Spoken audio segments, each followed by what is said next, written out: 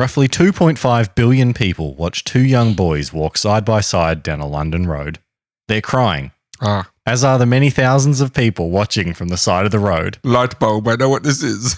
They are following a coffin, draped in a cloak bearing the royal standard of the British royal family. Later, Sir Elton John would sing a rendition of Candle in the Wind, a song now synonymous with the event. Later, a small burial ceremony would take place on a tiny island in the middle of an oval-shaped lake. Obviously, this was no ordinary funeral, and it was for no ordinary person. This week, we're covering the life and untimely death of Diana, Princess of Wales.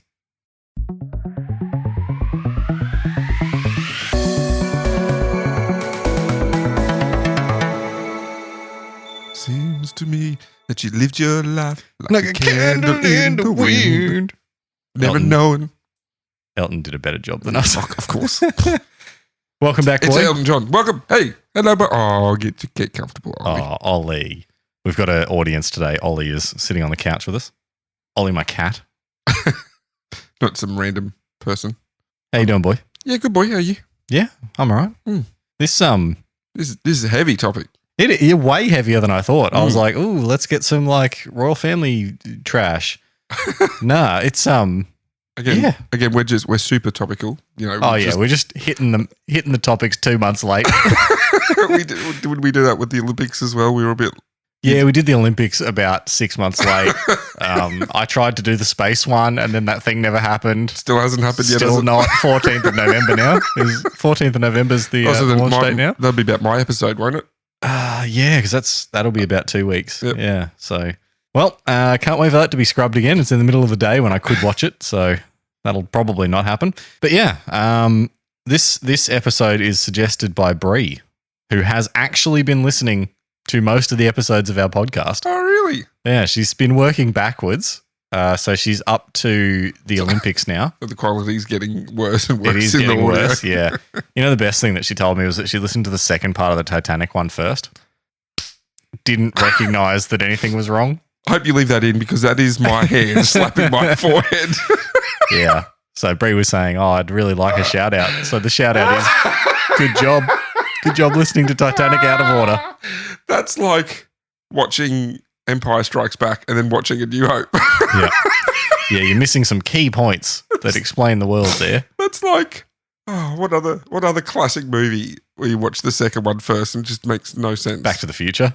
Back to the Future 2. Yeah. Because that just revisits the first movie. Really yeah, and it starts at the end of the first one. Anyway. That's awesome. Yeah. It was, when she told me, I was like, how did you not notice? And she's like, I don't know. Oh, man. Yeah, but she gave me this suggestion. So did she do that with the space race as well? Because that was kind of a two-parter. No, I think she did listen to that one in the correct order. All right, yeah. Fair enough. That one, I reckon, it doesn't matter. You could listen to that one back. You could. They are two different stories, but yeah. Well, that's interesting because I believe I just mentioned to you that I have a fairly good idea for my topic next episode, which has been suggested by Kirsty. So it's going to be a fun little partner stories. Yeah. November. Back to back. What do we, how can we morph that into? Part-vember. Yeah. Cheesy also requested a shout out, but I'm not going to tell his jokes because they're pretty bad. Yeah, I didn't understand that. Yeah, because he didn't tell the jokes in the chat with you. Oh, okay. It doesn't matter. So let's kick off. Before she was Diana, yeah. No, I got nothing. We'll come back. We'll circle back to the pun. Okay. Before she was Diana, Princess of Wales, Diana was born Diana Frances Spencer on the 1st of September. Sorry, where did I get September from? 1st of July, 1961 in Sandringham, Norfolk. Though she wasn't royalty, she wasn't a POV. She was born into the nobility. She was born into the nobility, and her family had close ties to the royal family going back decades. The house she was born in, Park House, was in fact leased from Queen Elizabeth II. Sorry, I just thought of my pun. Okay, yep. Continue your sentence. I'll come in at the end. She had 3 siblings, Sarah, Jane, and Charles, and would grow up with the nickname Dutch. That's it. Okay. All right. Thank you for pausing for my pun. Mm-hmm. So let's tunnel on in to the rest of the story. Oh.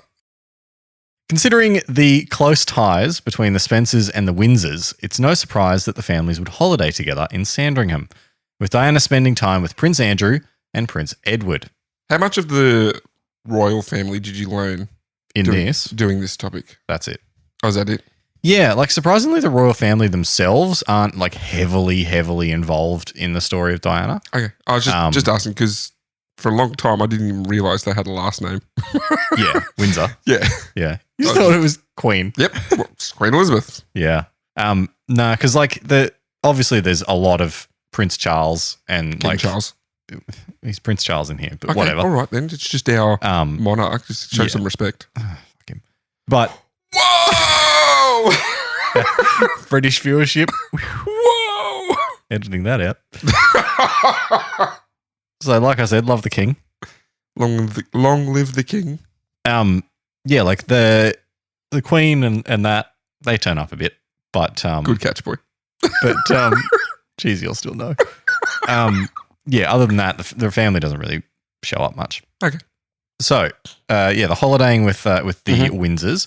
All of that would end, though, in 1967 with her parents' divorce. 67? Okay. Yeah, you got to remember, like, they got married in the 80s. Yeah, Yeah. It would be a particularly bitter divorce, with Diana initially living with her mother during the separation.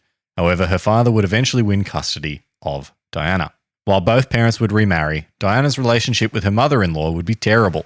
She would call her father's new wife a bully, and would even end up going so far as to push her down the stairs on one occasion. Later, her father would inherit the title of Earl, which would make her Lady Diana. They would then move from Sandringham to Northamptonshire. Northamptonshire. Not Northamptonshire. It's Northamptonshire. I was like, that doesn't say Northumberland Avenue. What's that? That's out of Monopoly, isn't it? I think so. Maybe. No, I don't think so at all. I don't know what that is, but I know what you're getting at. Northamptonshire. Sure. That sounds much better. As she got to school age, Diana was initially homeschooled, but eventually began her formal education at... What a freak. Yeah, I know, right? Sillfield Private School in Norfolk, before moving to Riddlesworth Hall School in Thetford in 1973. Even these names sound posh. Everything here is like, oh, my word. Oh, I say, sir. Oh, yes, I have 2 sugars with my tea, please. Send the kids to Riddlesworth. She would finish her schooling at Westheath Girls' School in Kent. Despite the huge leg up... Old Kent? That's on Monopoly. Old Kent is in Monopoly. Despite the huge leg up that being born into nobility would give you, she managed to fail her O-levels twice before leaving school at the age of 16 in 1977. What's an O-level? Is it like... O-levels is the equivalent of... It's like your final exams. Okay. So the QCS when I was at school. The Owls. The Owls if you're in the real world of Harry Potter. I don't know what they call it now, actually. But yeah, your final exams. Yeah, okay. Failed them twice. So for like grade 12 when she was 16. Yeah. Seemed a bit young. Yeah. Okay. I finished school at 16. Yeah, because you were born late in the year. Yeah. A weirdo. Yeah. Despite being a bit of a dunce in the academic department, she was recognised for her community spirit with an award. This is something that would continue on with her throughout her life, as down the road she would become well known for her charitable work. After leaving school, she would take a number of seemingly random jobs, something that I'm sure the rich of London are famous for. She worked at a McDonald's? Not quite, but she would work as a nanny, spend a term at a finishing school in Switzerland, take advanced cooking classes, though rarely cook for her flatmates, work as a dance instructor until she was injured in a skiing accident. Of course. Yep. Work as a playground preschool assistant, work as a cleaner, work as a hostess, as a nanny again, and then as a nursery teacher's assistant. These would be the last normal occupations, though, as in 1977, she would meet and draw the attention of Randy Prince Charles. Randy? Okay. Oh, trust me. It gets icky. All right, then. Ick warning. Courtship and marriage. So while the Spencers and Windsors had known each other since Diana's birth, Diana hadn't actually met Prince Charles until a weekend away during the summer of 1980, when Diana was 16 and Charles 29. At the time, Charles was dating Diana's older sister Sarah, and Sarah had invited the two for the weekend away, where Charles would take his first look at his future bride, who again was 13 years younger than him. Also, he was dating her sister. Yeah, that's a bit weird. I'm a bit randy. Hello, lovely. He doesn't sound like that. He doesn't sound like Austin Powers. Do I make you horny, baby? Hello, lovely. I'm dating your sister. Come on, then. Come over and have a cuppa with me. No, he doesn't sound like that. He doesn't, but sure acting like it. They would eventually be engaged on the 24th of February. It's a bit of a jump. She's 16 to they're engaged now. How many years difference is this? 2. They would eventually be engaged on 24th of February 1981. So 1 year. So she's 17. 17. 1 year later. Mm-hmm. Ick. And he's 30. Yep. So she's 20 at this point. So that math doesn't check out. That math doesn't check out, does it? No, because I put the wrong year in when they met. They met in 1977. All right, then. Yeah. Which I actually did say in the paragraph before. 2 lines later, I messed it up. So they met in 1977. Okay. They got engaged in 81. Right. So now she's 20. He's 33. Yes. They're engaged. How'd he pop the question? I don't actually know. Right, they kept it quiet. They kept it silent for 2 weeks. I know that. Yeah, good quality, they were like, good quality research. Let's wait until she's definitely 20. That's so bad. Yeah. I know, right? How gross is that? And he's like 33. Is this in The Crown? It must be. I think it's actually in the new season that just came out. Because there's a whole thing about like, oh, Diana's in it. I'm going to have to fact check with Kirsty. She watched it. Okay. I might actually watch it because like this stuff gets crazy. Apparently it's pretty good. Yeah. Yeah. Diana would say that she could only remember having met her fiancé just 13 times prior to the engagement, which to me just doesn't seem like enough to make an informed choice about your future life partner. 1 time for every year difference. Yeah. There's like this super weird interview with the 2 of them. And like they're interviewing them and like, oh, you know, asking about like, are you in love? And Charles just goes, whatever love means. Like, can't believe it didn't work out. Spoiler. I can't believe this didn't work. This marriage didn't work out. Weird. And even like he's balding already in this image. Like it's so weird. She's like 20 and William was balding when he was mid-30s as well. Yeah. Like it's I know, but he's not dating an 18-year-old. Like Diana would almost immediately move from her flat in London into Buckingham Palace, which by all accounts was a stark and harsh transition, as I'm sure you can imagine. According to Diana in an interview in 1995 with the BBC, she said, anything good I ever did, nobody ever said a thing. Never said well done or was it okay. But if I tripped up, which inevitably I did because I was new at the game, a ton of bricks came down on me. Well, it sounds like a workplace. Yeah. Like, because it is. Like, being a royal is actually a job. Like a full-time job. Yeah.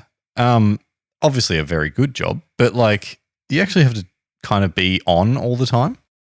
It seemed that the royals, and Charles in particular, were desperate to get the potential asset that Diana represented, and they failed to question whether she would be up to the pressure that being a princess would bring. Diana had gone from living with her friends in a flat to living in Buckingham Palace, and from all accounts was incredibly lonely for most of her time, aside from exercising and making wedding plans. She would eventually struggle with bulimia, though this was hidden from the public at the time. She would tell people that her eating disorder began when Charles placed his hand on her waist and said, "A bit chubby here, ain't we?" Real dick move. Also, again, not his accent, but, you know, f*** that guy. Yep. That's my input. Oh, a bit chubby, aren't we? Like, who does that? That's a bit royal. Person who's had a someone silver who's spoon not up their well adjusted. ass their whole life. Yeah. Eventually, the couple would be Along with wed. the king. Yeah. This is our king, by the way. Yeah. Grabbing women around the waist and going, "Oh, you're fat." And again, we're not done with gross Charles. All right, sure. Eventually, the couple would be wed in a lavish ceremony at St. Paul's Cathedral on the 29th of July, 1981. Yeah, that's 5 months after they got engaged. Sure. Okay. Yep. Diana would be the first to marry the first in line to the throne in 300 years. As previously, the first in line would either be married before they became first in line, or would marry once they were the king or queen. They would have 600,000 people lining the streets to see them, with some whopping 750 million watching from home.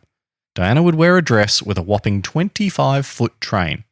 You have to see it. It's pretty crazy. That's ridiculous. She's like walking down the aisle.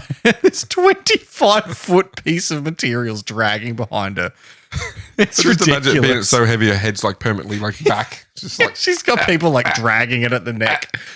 just huge traps because she's been doing like neck weights. She's got just like training. the Rock's traps. Yeah. Just been training her neck to be able to drag this train.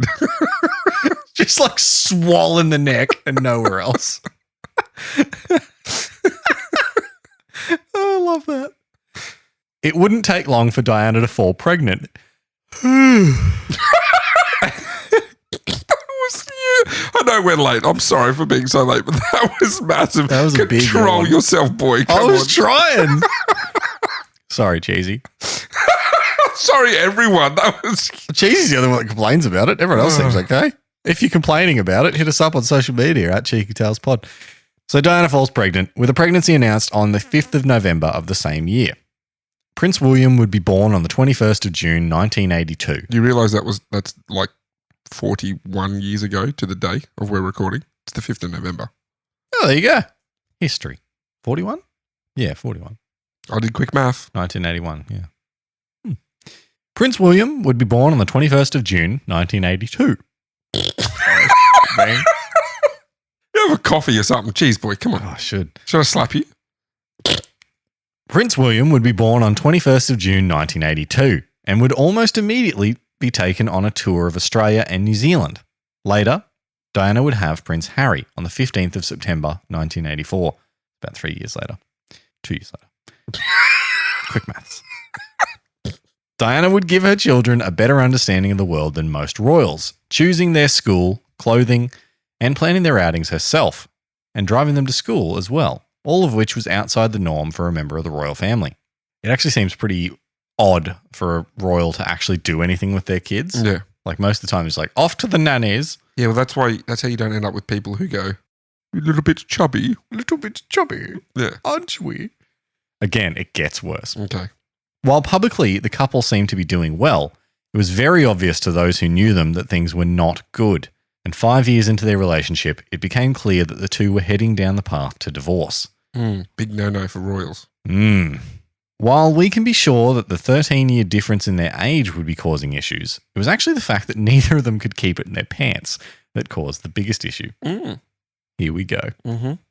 Charles had a long-standing on-again, off-again relationship with Camilla Parker Bowles. What? Yes. I am shocked. For anyone that doesn't know, Camilla Parker Bowles is currently the Queen Consort because she is married. I got him. You dog. This is the second time we recorded that line, and John had to correct me when I said that she's the Queen. And so I fixed it that time, and now I look like the boss. You dog. Dog. I even faked being surprised again. Again. I set you up for that. Camilla and Charles had dated in the early 70s, but the royals discouraged him from marrying her due to their... Come on, Fixed boy. another stuff up. Due to her lack of family title, love of another man. I love the word marriaging. Marriaging. So you need to put that back in. Say that sentence again Fine. and say marriaging. But the royals discouraged him from marrying her due to her lack of family title, love of another man, and a less than sterling reputation. Apparently she was a bit of a, how do I put this nicely? Jeez. Okay, I'm glad you paused. Leave the pause in so when the kids are listening to this, I can hit the mute button. I might believe that. Okay. And she didn't quite meet what the picture of who they wanted him to be with, right? Like, so she was a bit of a... Aesthetically. That's what I'm getting at. I mean, it probably... but it kind of sounds more like she was just a bit of a like party girl, like loosey-goosey. Getting around town, getting to know people, not the like... Being the Buckingham bike. I mean, like probably not even, right? Okay. Like she probably just dated probably a few just people. a normal, yeah. Probably just a normal person. Yeah. And they're like... I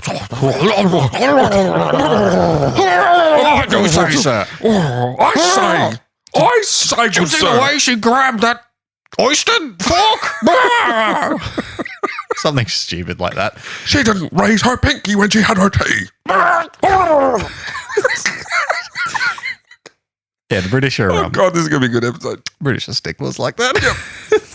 Yep. So while Charles had put the relationship with Camilla on hold when he met Diana... Yeah, on hold. Yeah, Not on hold. Yeah, on hold. Didn't get rid of it. Just Camilla was still in the picture. What am I saying? Charles had bought a personalised bracelet for Camilla that Diana found before the wedding. And during their honeymoon, Charles would wear cufflinks given to him by Camilla. Oh, that's ick. That's weird. In 1986, Charles had... What is he doing? What are you doing, What bro? are you doing? What are you doing? In 1986, Charles had fully restarted his relationship with Camilla, entering an affair with her that would eventually become a formal relationship after the divorce to Diana.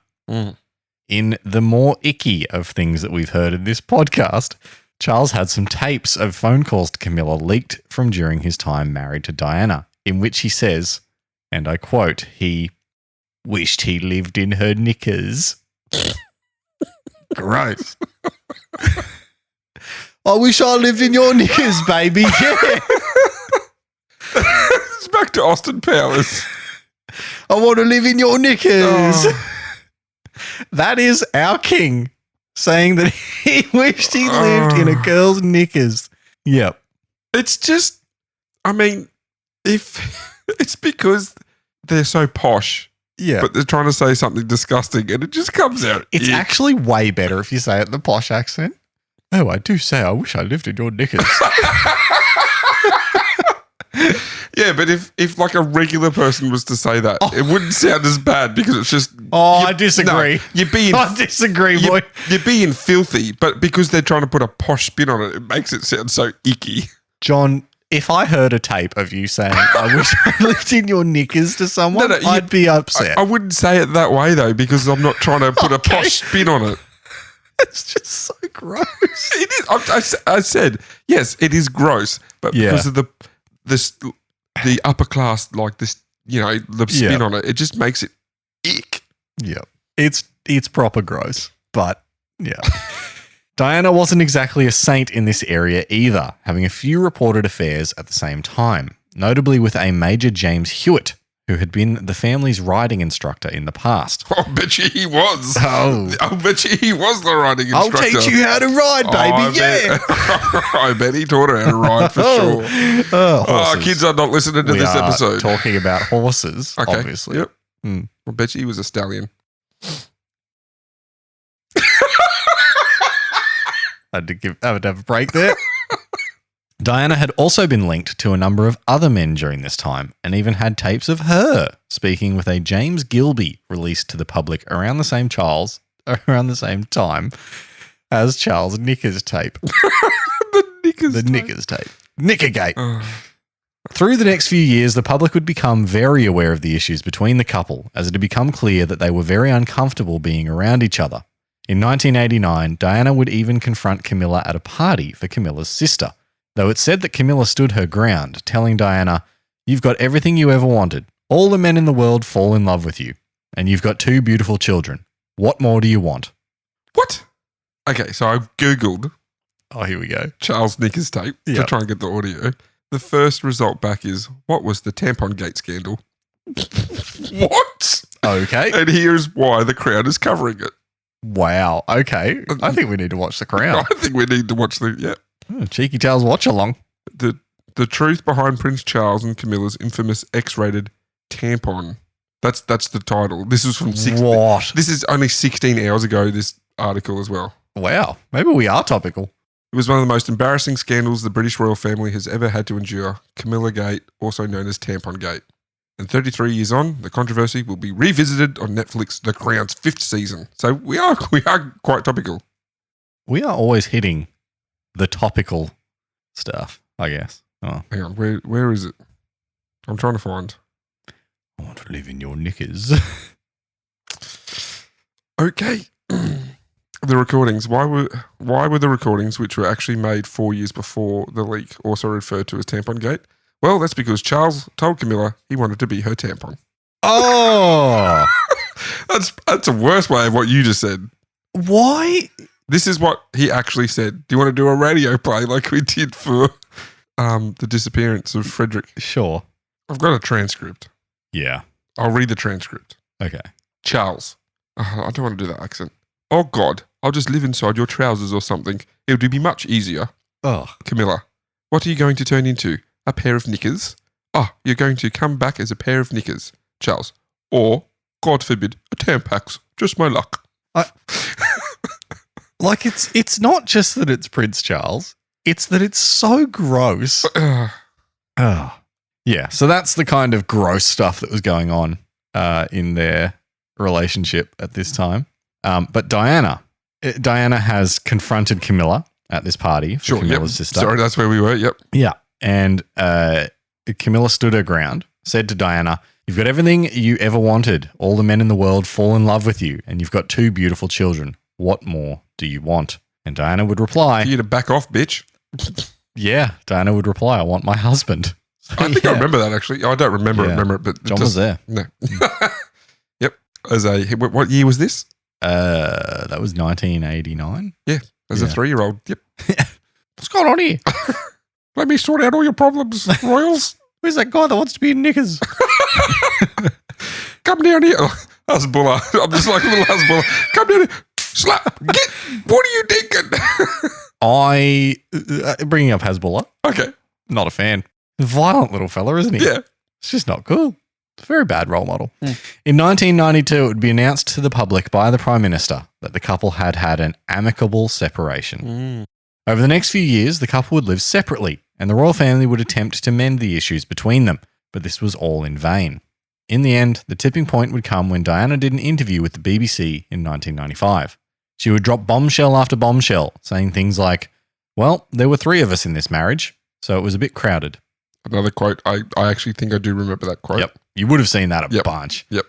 She would also state that she didn't think Charles was fit to be king, which I'm sure was a big slap in the face for the man who wanted to live in knickers. I was going to give a big oof, but no, you broke me. Yeah. She would talk about her mental health and eating disorders, laying the blame for all of it on Charles and the pressure from the royal family.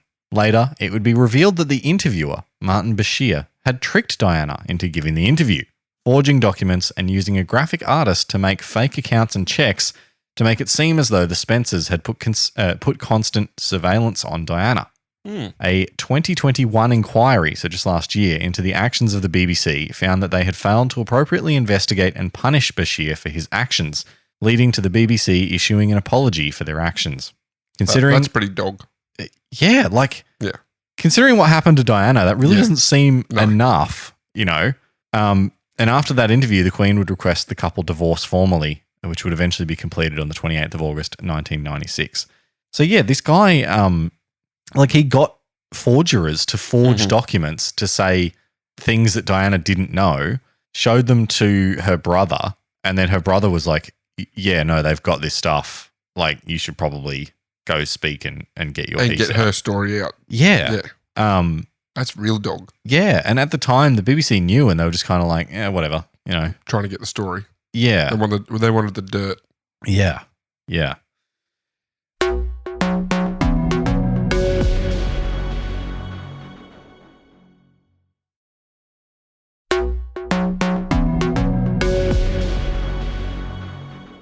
So Diana was free of the royal family, but not of the public. She would face high scrutiny from the media over just about every aspect of her life. During her time as a royal, and to be fair, afterwards as well, Diana was known as the People's Princess. She gained a lot of popularity through her charitable work, showing high interest in causes like the removal of landmines from old battlefields, cancer treatment and research, and most notably for the awareness and understanding of HIV/AIDS. She was one of the first and most notable people to publicly touch people with HIV/AIDS, and did lots to improve the cause for those affected. While this would endear her to the public, it also meant that her life would be under the microscope of the media, and in particular, the paparazzi, which would understandably contribute to the pressure placed on her throughout her later years. Now, I never knew that word until the whole Diana thing. Paparazzi. Yeah. I feel like her incident, her event, really pop culturized the word paparazzi. Yeah. Well, it made people aware of the danger. Yeah, you know? I suppose, yeah. One thing that I didn't touch on in here was that the Queen actually said that the HIV/AIDS stuff, she said, I wish Diana would get into something a little bit more wholesome. Like, she was saying, I wish she wouldn't deal with that gross HIV/AIDS stuff. And this was a real source of strain within the royal family with Diana, was that they were like, what are you doing these causes for? They're gross. And she's like, No, they're not. What are you talking about? It's just people with AIDS. These are sick people. These are sick people. And that's like one of the things that was contributing to sort of what was going on in that family at the time. And it's one of the things, like, it was actually quite unusual for Diana to be so compassionate as a royal. You know, it was this modern way of being a royal, which was so different to what they were all doing otherwise. But all of the media scrutiny and pressure on Diana would come to a head in 1997 when Diana was dating a man named Dodi Fayed. They had been holidaying on Fayed's yacht on the French and Italian Riviera and were on their way home to London. They were staying in the Hotel Ritz in Paris and would have had a high level of security in tow to distract the waiting paparazzi. At 20 minutes past... The paparazzi. The paparazzi. So they've got people that go with them, the salterazzi. The pepperoni pizza-arazzi. So they were planning to leave... What's with the hand actions? Mamma mia. Are you being a bit... that's a spicy meatball. Are you being a bit racist, boy? Mario. So they were staying at the Hotel Ritz. They wanted to go to an apartment they had elsewhere to get sort of a little bit more privacy. At 20 minutes past midnight on the 30th of August, a decoy vehicle was sent from the main entrance to draw the attention of the paparazzi while Diana and Dodi were driven by Henry Paul from the rear entrance. Who was distracting the paparazzi and the salterazzi? That was just another car with other people in it. It was like, you go that way, drive away. And then, I'm not giving you the satisfaction. Sure. Okay. And then they were leaving from the rear entrance, heading to their apartment. Didn't work as well as planned, though, and photographers were chasing them in following cars and on bicycles, motorbikes. According to witnesses, photographers on motorcycles swarmed the car as it entered the Place de Lama underpass? Oh, sorry. Place de l'Alma underpass. That's probably closer to how it's said. The car was doing 105 kilometers an hour, more than twice the 50 kilometer an hour speed limit. That's about 75 mile an hour it was going.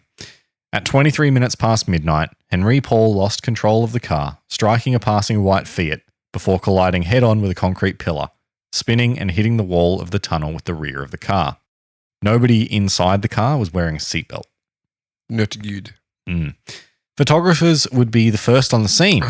And I suppose instead of helping, they're just taking photos. Some would take photos while others genuinely tried to help. Okay, fair enough. So half of them were like, oh, let's get into this thing and try and help them. The others are like... Henry Paul and Dodi Fayed would die at the scene, with Diana taken to hospital and operated on for 2 hours.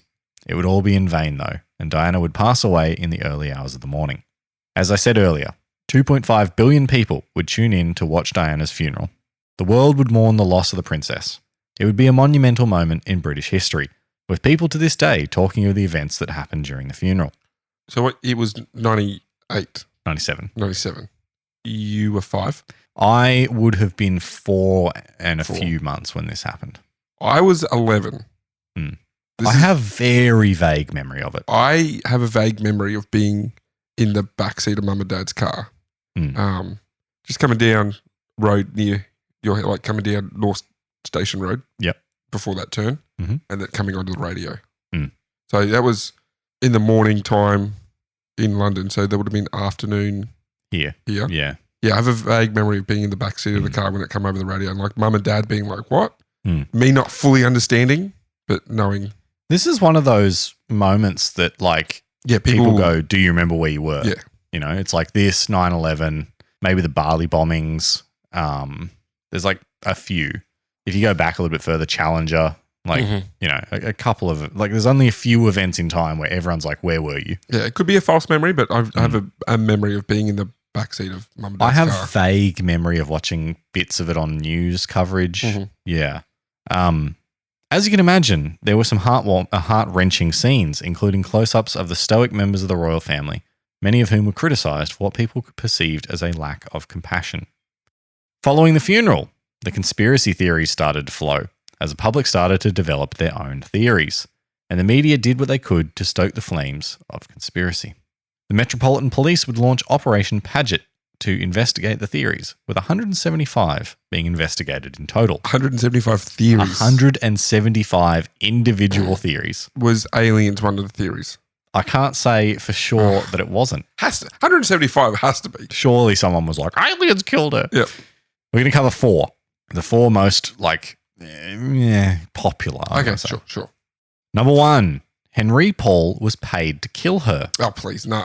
Some believe that he was paid by French or British security forces to kill her, as he had roughly $250,000 in his bank account, despite earning just $35,000 a year. He also had a lot of cash on him. The dude is very good at saving. Sorry? Turns out he was super drunk, 3 times the legal limit, and also had prescription drugs in his system, including antidepressants and antipsychotics. Yeah, maybe it was that. Which would have contributed to his inebriation. People argue that Paul's body might have been swapped with a drunk person's body as part of the cover-up, and that nobody had seen Paul acting drunk before he got into the car. This is the officially accepted theory, though, and the one that Operation Paget concluded was the correct theory. To be honest, it seems like a pretty massive stretch to suggest that he intentionally drove like that, killing himself in the attempt to kill the princess, and then to have like a body swap as well. So why, what's the point if you're just going to, if that's the way you're going to do it? Yeah. What's the point in getting paid? Yeah. Just do it. Yeah. It is a bit weird, the money situation, but like he rolls in the circle of people like that. So he's probably getting money from someone else. And like nobody saw him drunk. Well, you know who's really bad at telling who's drunk? Drunk people, you know? So it's kind of like that. This is pretty open and shut. Yeah. Like who's to say the money isn't from the media outlets that he tipped them off like, hey, they're leaving at this time. Yeah. And he's getting money from that. Yeah. Yeah, exactly. You know, he's the one that's supposed to drive the car. He would know when it's going. Mm-hmm. The second theory is that the British royal family and government had ordered the killing of Diana. This theory relies on the idea that Diana was pregnant with Dodi's child, which would have been an embarrassment to the royal family for some reason. This was due to the idea that the royal family was not accepting that Dodi, an Egyptian Muslim, would be the stepfather of the future king of England. In the weeks before her death, there had been speculation in the media that Diana was pregnant, with she herself even saying she had a big surprise. Dispelling this theory, though, is that her postmortem showed that she was not pregnant, and that she had been using contraception, and that she had never mentioned to, this is not part of the postmortem, but she had never mentioned to anyone that she was pregnant. So again, not likely. So James Bond's come along from MI6 and whacked her. Yes, that is that the theory. Nah, we're not buying it. No. It's pretty dumb. Like, honestly, I should have ended with number 1 because it's the obvious one. But third theory is that her emergency care was intentionally sabotaged, or at least intentionally completed poorly. Well, that's dark. Yeah, right. Diana was treated heavily at the scene before being taken to hospital, and some argue that if she was taken to hospital immediately, she could have survived. This theory seems to be encouraged by those in the UK, where UK paramedics prioritise taking a patient to hospital as quickly as possible, where in France, the paramedics are trained to give treatment at the scene to stabilise the patient before transporting to hospital. This theory would also mean that a number of doctors and paramedics would need to break their oaths and then lie about it for years, something I can't imagine anybody in healthcare doing. Ultimately, most doctors agree that no matter the treatment, it would have been practically impossible for Diana to survive her injuries, with a badly placed tear in her lung being the cause of death. It's such a rare injury that many doctors have actually never seen it in their career. Yeah, we are. I was just about to ask what was the extent of her injuries. Yeah. She was messed up. Yeah. Yeah, they reckon it's not likely she would have survived. So, yeah, wear your seatbelts, please. Like, I know that you have to here. It's a rule, but like, do it. Do it. Yeah. Don't stuff around with it. The last theory is that Diana predicted her own death. 10 months prior to the crash, Diana gave... But did the Simpsons predict? I don't understand. No, they didn't. Diana gave a letter to a butler for safekeeping 10 months prior to her death. The letter, again, written 10 months before her death, states, "This particular phase in my life is the most dangerous. Redacted is planning an accident in my car. Brake failure and serious head injury in order to make the path clear for Charles to marry. We do not know who Redacted is." On April 9th of 2005, Prince Charles would marry Camilla, who, as we now know, is the Queen Consort of England. Considering the circumstances of the strain between Diana and the royal family as a whole, you can see the legs in this theory. Diana's fears seem to have been stoked by the fact that she believed her former bodyguard and lover, Barry Manicky, was assassinated in a car crash. Diana had given an interview where she stated, He was the greatest love I've ever had. It was all found out and he was chucked out. Then he was killed. I think he was bumped off. Wow. Yeah. Again, Diana just chucking stones at the royal family, eh? Could have been a bit, if it was just an accident, could be a bit paranoia. Yeah. Which is understandable. This one kind of feeds off like the other theories of like, oh, the royal family did it, you know? Yeah. I don't know. Like, again, the driver was doing twice the speed limit, driving while under the influence, and being chased by paparazzi into a tunnel. The royal family's done some ick things. I don't think they've done that kind of ick. No. That seems a bit drastic. Seems a bit far, doesn't it? Yeah. Like, yeah. In the end, Operation Pageant did investigate 175 theories, and none were found to have any basis in reality, except for the one where, you know, the driver was super drunk. She had lived her life in a way that managed to piss off the royal family and had made herself into one of the greatest role models of the 20th century. Despite Diana's death, her legacy lives on, not just in the UK, but around the world. Who knows what she would have been able to accomplish had her life not been cut short in that French tunnel. She does have some pretty good kids. Yep, and there are still charitable organisations that are in her name. In her name. Yeah, well, obviously William and Harry have continued a lot of that work. Yeah. Well, Harry's had his own dramas, but who knows? I'm assuming he's still doing that kind of stuff. Yeah, I mean, like, you kind of see what happened to Diana kind of happening again to Meghan. Yeah, like being on the outer type of thing. Yeah, being someone different, not coming from the, you know, British nobility. And I think that was recognised and...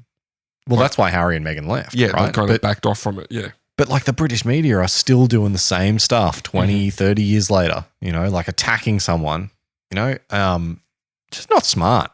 Not smart behaviour. On the other foot, Kate's really walked in Diana's footprints, really like continuing that. Well, not so much in the throwing stones, but in like the charitable, being the people's princess. She's kind of almost really taken up that mantle and continued to do. Yeah.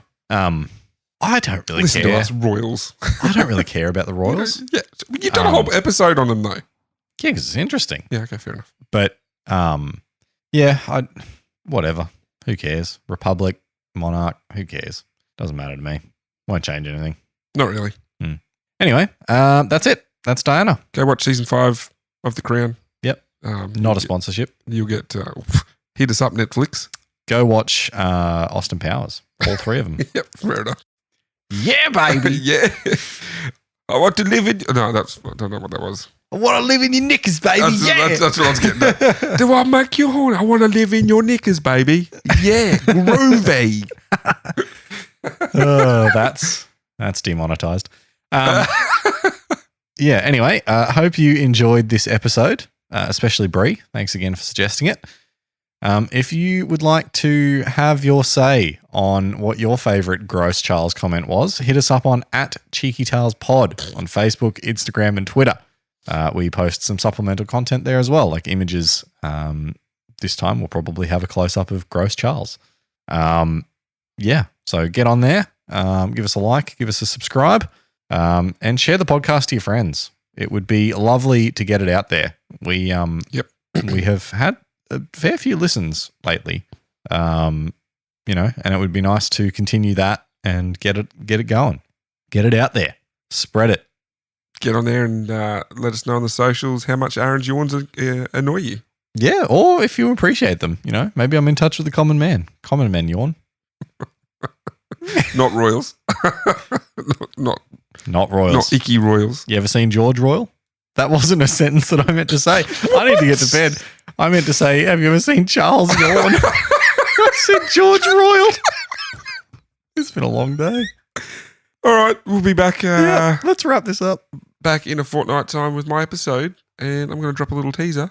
It's going to be an Olympic episode. Oh, is it? Yep. Topical. Yep. Olympic episode. Yep. Okay. All right. Let's get into it. Not right now, but Right. In 1936. No. All right. Thank you very much for listening. We appreciate it. Have a wonderful fortnight. We will see you again. Good night, boy. Good night.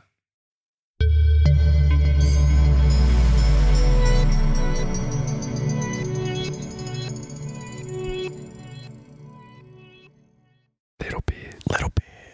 A man sits in a Chinese restaurant. Police comes to arrest him. He's not pleased. What are the charges? Eating a meal? Eating a succulent Chinese meal?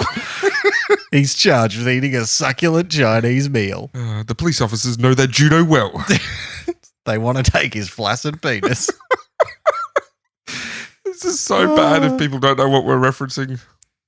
Yeah, if you're not Australian, go have a listen. And sing. Little bit. Little bit.